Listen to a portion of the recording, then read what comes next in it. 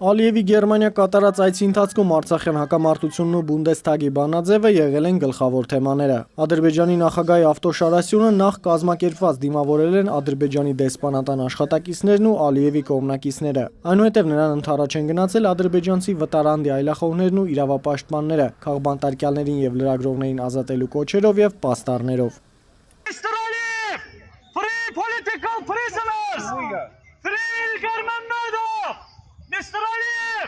Անգելա Մերկելի նստավայրի դիմաց ակցիա է անցկացրել ադրբեջանցի վտարանդի իրավապաշտպան Հաբիբ Մունթազիրը, որը գոռալով Ալիևին կոչ է արել ազատ արձակել իր գործընկերներին։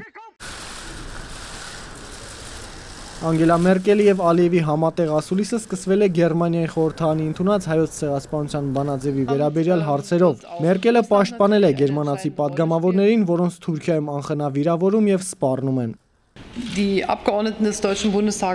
Գերմանական Բունդեսթագի անդամները առանց բացառության ազատորեն ընտրված խորհրդարանականներ են։ Թուրքիայից հնչող մեղադրանքներն ու հայտարարությունները ինձ համար անհասկանալի են։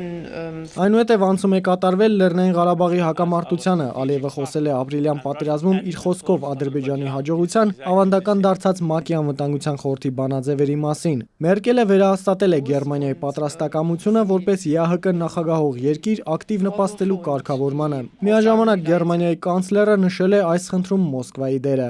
Ռուսաստանը վճռորոշ դեր է խաղալու Լեռնային Ղարաբաղի հակամարտության կարգավորման հարցում։ Որպես ԵԱՀԿ նախագահող երկիր մենք կօգտագործենք մեր կապերը եւ կաջակցենք Ռուսաստանի կառավարությանը։ Իհարկե կաջակցենք նաեւ Մինսկի խմբում համանախագահող ամերիկյան եւ ֆրանսիական կառավարություններին։ Բանակցային գործընթացի վերաբերյալ նոր տեղեկություններ է հայտնել Մինսկի խմբի ռուս համանախագահը Իգոր Պոպովը հայտարարել է, որ միջնորդները գրեթե ավարտել են սահմանին ռազմական գործողությունները հետաքննող մեխանիզմ ստեղծելու աշխատանքները։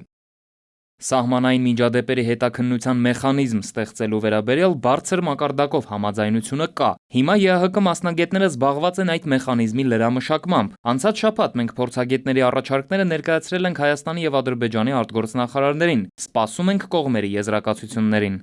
Պոպովը անդրադարձել է նաև բանակցային գործընթացին Լեռնային Ղարաբաղի ներգրավմանը։ Նրա խոսքով Հայաստանում եւ Ադրբեջանում համանախագահների հանդիպումների ժամանակ այդ հարցը շատ է քննարկվում։ Պոպովի կարծիքով կարգավորման կոնկրետ փուլում, հավանաբար Լեռնային Ղարաբաղի խնդրով շրջանակային համաձայնության հասնելուց հետո Ստեփանակերտը նորից կդառնա բանակցային կողմ։ Վարդան Գալստյան, ժամը լրատվական։